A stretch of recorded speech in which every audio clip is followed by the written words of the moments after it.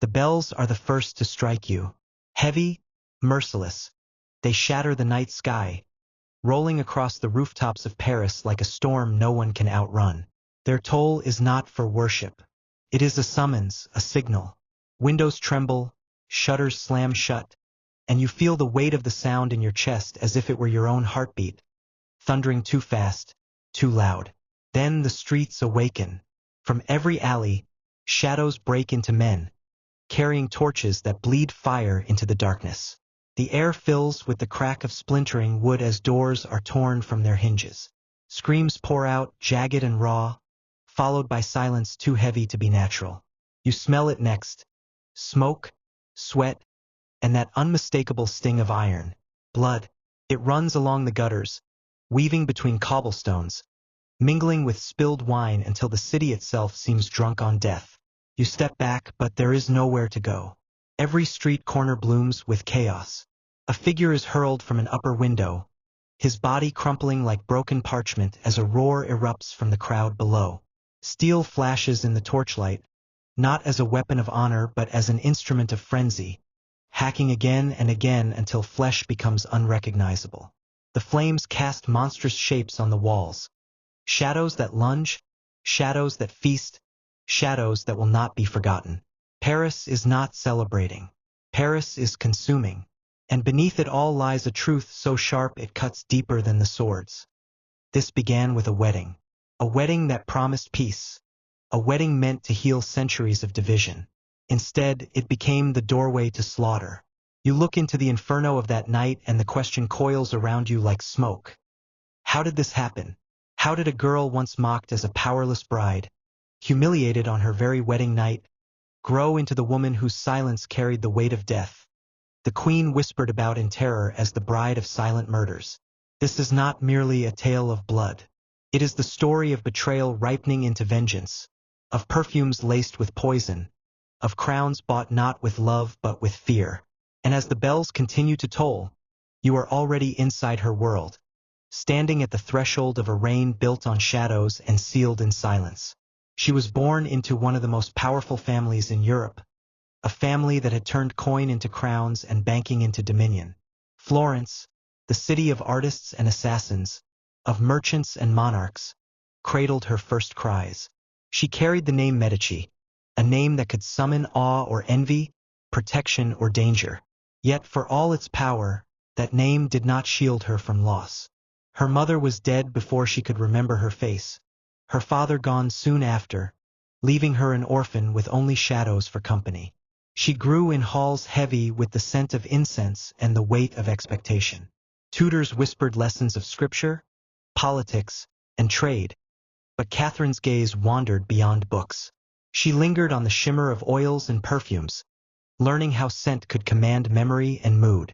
She studied the mysteries of the stars, tracing her future in constellations that promised both greatness and peril. In the kitchens, she lingered by cauldrons and spice jars, memorizing how fire, powder, and herb could change substance itself. To many, it was the curiosity of a lonely child. To history, it was the first whisper of her legend. Then the world collapsed. In 1527, when she was 8 years old, the armies of Emperor Charles V descended upon Rome with fire and fury. The sack of Rome tore through Christendom like a wound. Her uncle, Pope Clement, was captured, and Florence rose in rebellion against her family. Catherine, the orphan girl of the Medici, became a prize. Enemies dragged her through streets where jeering crowds spat at her name. She was threatened with degradations too vile to imagine. Some spoke of stripping her bare, parading her before soldiers to be mocked and defiled. Others suggested binding her in a basket and hanging her from the city walls as target practice for cannons. Day after day she lived at the mercy of men who debated not whether she should die, but how. And yet she did not break. She did not scream. She endured with a silence so deep it frightened even her captors. The child they thought they could humiliate was learning, in real time, how to turn humiliation into armor. Each moment of terror pressed something into her soul. The need for patience, the value of silence, the will to survive at any cost. When her family's fortunes shifted and she was finally freed, Catherine did not emerge as a trembling child but as something harder, sharper. She carried with her the certainty that affection could vanish, that power could crumble, and that survival required calculation. She had seen the faces of mobs, smelled the stink of fear and death, and walked away untouched. It was not innocence she carried into womanhood, it was resilience honed in fire. If you think surviving childhood like this already sounds unbelievable, wait until you see what she did as queen. Don't just watch in silence. Subscribe to Echoes of Time so you don't miss the twists ahead. And if you refuse, at least tell me in the comments why. In the autumn of 1533, Florence gave up its daughter to France. Catherine was only 14 when she was led to the altar, her small frame draped in silk and jewels, her face veiled not only in fabric but in expectation. The man awaiting her was Henry, Duke of Orleans, second son of the French king.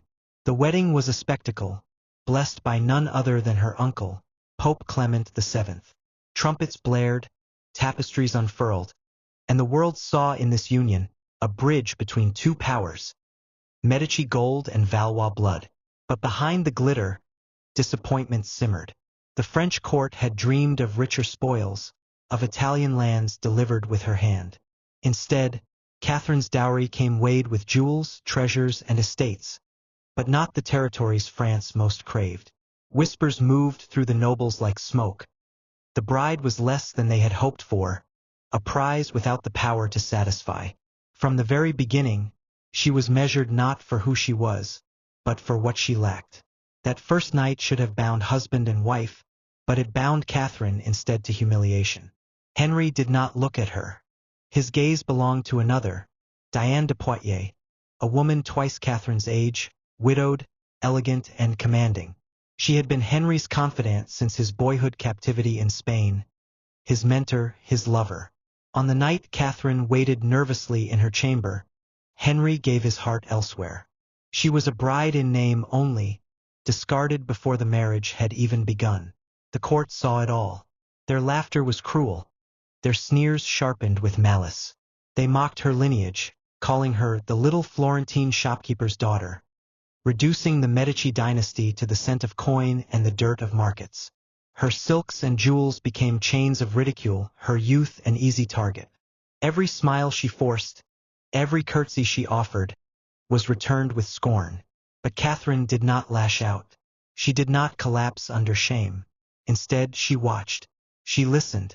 She measured every insult and stored it like a weapon she would use later. If they would not give her honor, she would carve it from patience and silence.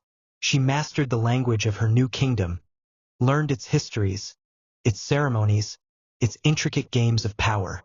She carried pieces of Italy with her, perfumes that haunted the senses, delicacies that reshaped the court's table, even the fork, a simple novelty that left a permanent mark on French custom.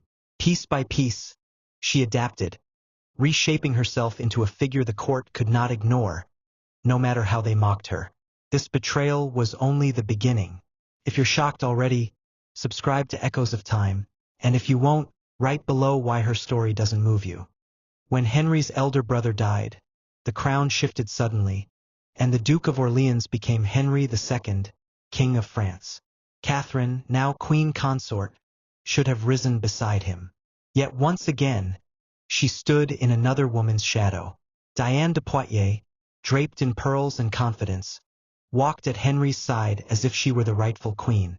Henry adored her, trusted her, obeyed her. Even state papers bore Diane's mark, her influence carved into the decisions of kingship.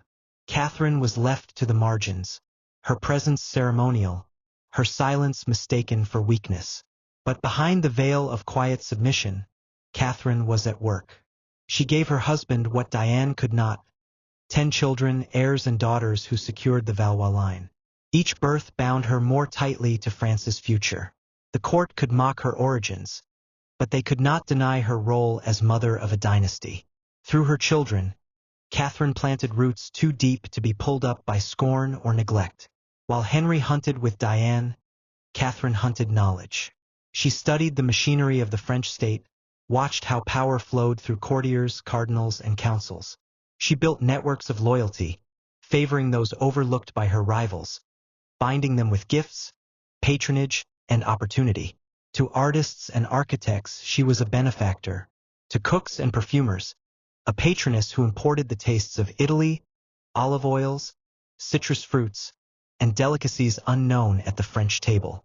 Even the simple fork, brought from her homeland, became a quiet symbol of her cultural imprint. Pageantry flourished under her hand. Festivals, masks, and elaborate banquets became stages not just of delight, but of subtle authority. Catherine understood the psychology of spectacle, that beauty could distract, that ritual could unite, that power could be concealed in velvet and song. Yet for all her refinements, whispers followed her. They spoke of locked cabinets hidden in her chambers, filled with vials of colored glass and powders ground fine as dust. They whispered of her fascination with astrology, of nights spent in candlelight reading the stars, of poisons tested in secrecy. Truth and rumor blurred, and perhaps Catherine wanted it so. Fear is a kind of armor, and she wore it well. The court might have laughed at her on her wedding night, but now they lowered their voices when they spoke her name. They looked twice at their wine before they drank. They studied her smile for meanings it never revealed. Her crown was shared, her husband's devotion elsewhere, yet her power was growing in the shadows. The woman once humiliated was no longer the girl mocked as a shopkeeper's daughter. She was becoming something else, silent, patient, dangerous. If you think she was merely a sidelined queen, you're mistaken. Her real power had only begun to stir. Subscribe to Echoes of Time so you don't miss how this quiet queen would one day drench a kingdom in blood. And if you will not, then tell me in the comments why her story does not chill you. The summer of 1559 was meant to be a season of triumph. France celebrated the marriage of Catherine's daughter to Philip II of Spain, and tournaments were staged to honor the alliance. But joy curdled into disaster when King Henry II took the field himself, eager to prove his strength. A lance shattered in the lists, and a splinter of wood tore through his eye.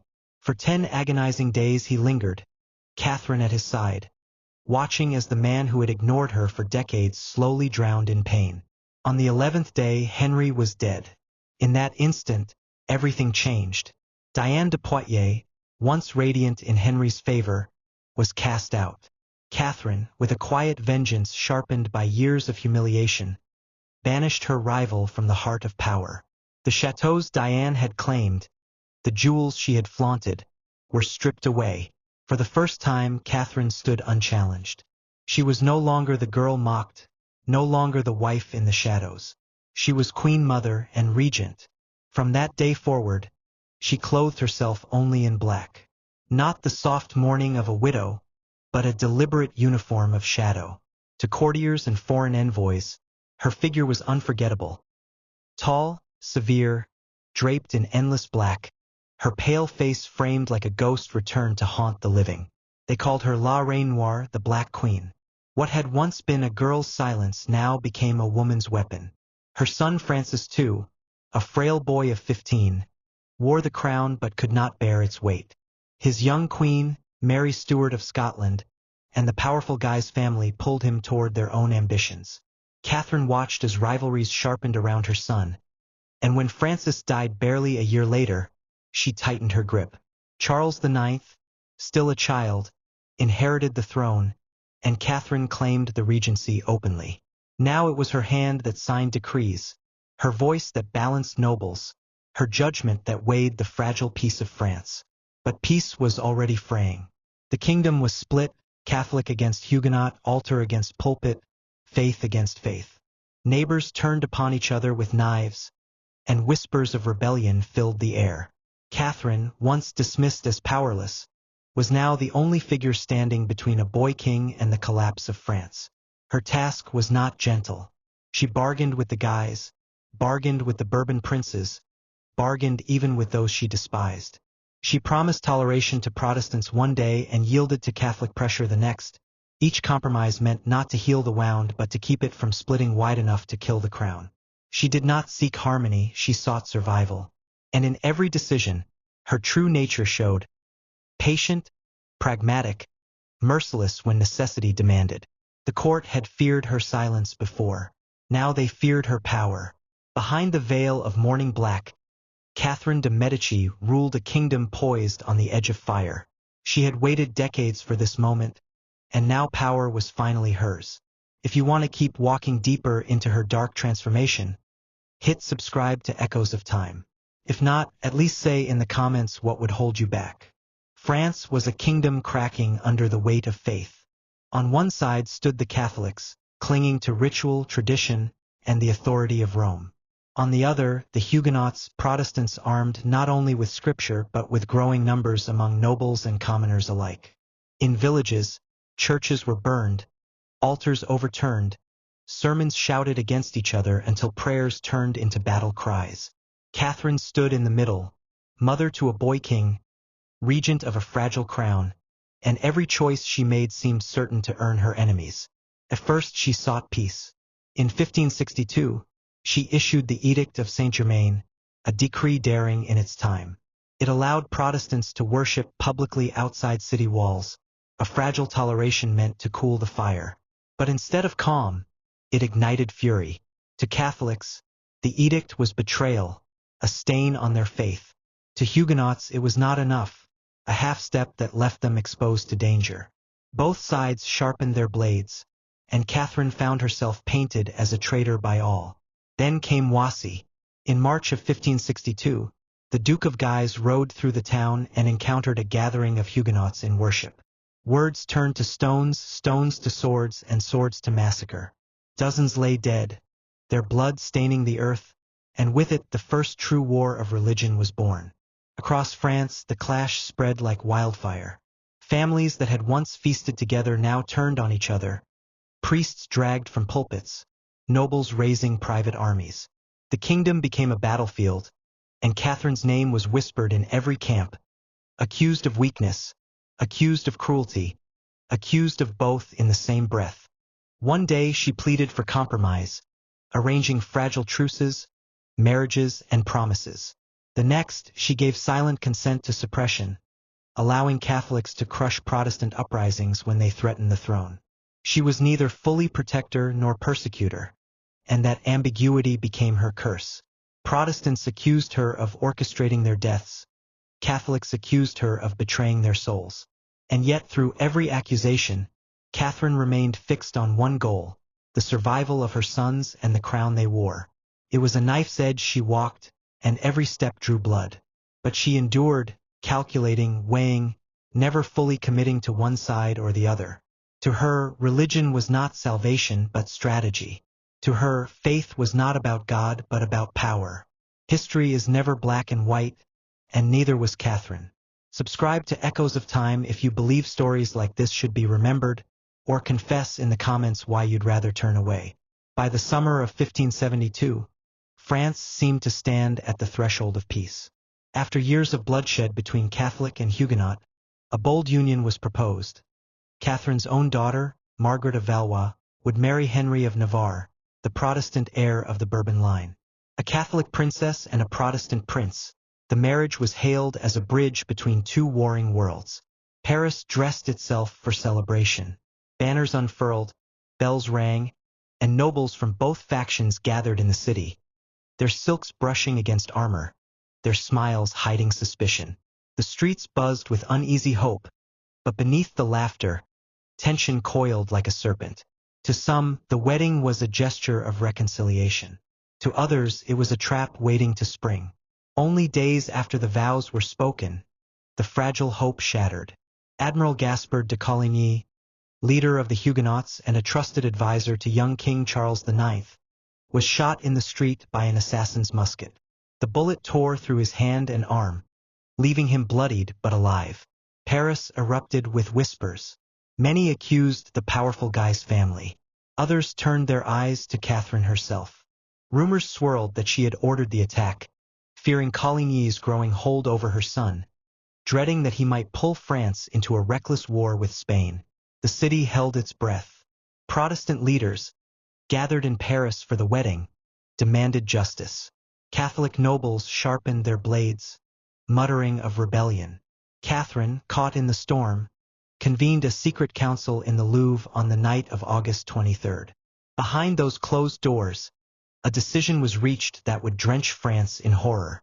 As the bells tolled the following dawn, soldiers stormed Coligny's lodging. He was dragged from his bed, stabbed, and hurled from a window. His mutilated body was mocked in the streets. The killing did not stop there. The mob surged, breaking into Protestant homes, cutting down men, women, and children. The Seine filled with bodies. Blood soaked the cobblestones until Paris itself seemed baptized in red. The slaughter spread beyond the capital, igniting in towns across France. Estimates vary, but between 5 and 30,000 Protestants perished in those days of fury. Catherine's shadow loomed over it all. To her enemies, she was the cold architect of the massacre, the queen who whispered death with the same quiet grace she once endured humiliation. To others, she had intended only to silence a few leaders, but unleashed a fury she could not contain. History would never agree. What is certain is that from that night forward, her name was bound to the massacre, her image fixed as the Black Queen, the silent mother of death, the woman who had turned survival into slaughter. This single night sealed her legacy. If you believe this chapter of history should echo beyond silence, subscribe to Echoes of Time. And if you don't, I dare you explain in the comments why. Her sons inherited crowns, but not the strength to bear them. Francis, too, delicate in body and frail in spirit, was a king in name only. He died before manhood, leaving Catherine clutching power through the title of Queen Mother. Charles IX followed, and though he wore the crown longer, he was never free of her shadow. The massacre of Saint Bartholomew burned itself into his soul. He had walked through Paris as the killing raged, seen bodies piled in doorways, blood streaming through the streets. In the nights that followed, he was tormented by visions, dreams of rivers running red, the cries of the dead echoing in his chambers. His health withered under the weight of guilt, and by 23 he was gone, leaving only his whispers of regret. The last of her sons, Henry III, was everything Catherine had tried to avoid. Extravagant in dress, erratic in rule, surrounded by favorites and mignons, he wavered between pious severity and reckless indulgence. She counseled him, guided him, fought to hold the crown steady, but France itself was unraveling. The Catholic League rose in fury, demanding the annihilation of Protestants.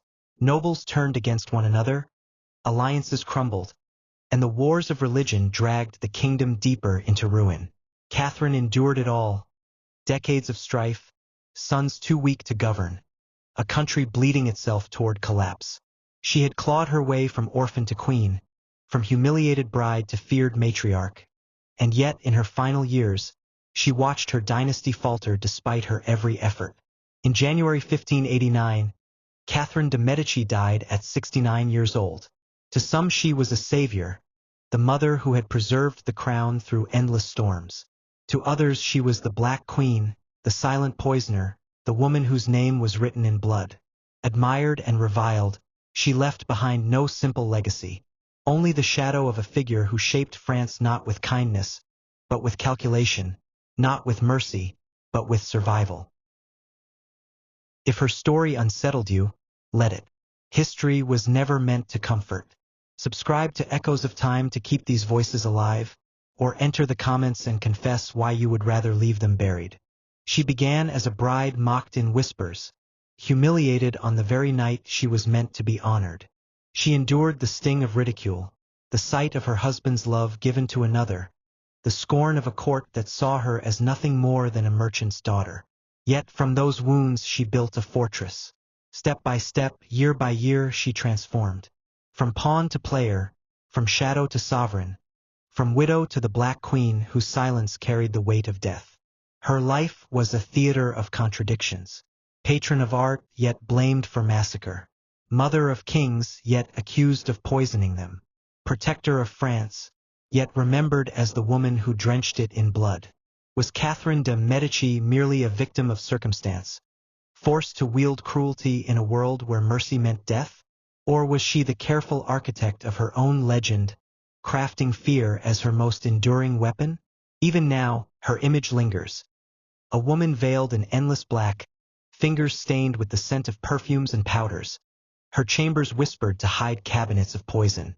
In memory, she walks still through the corridors of the Louvre, her presence marked not by words but by silence, the silence that kills louder than any cry.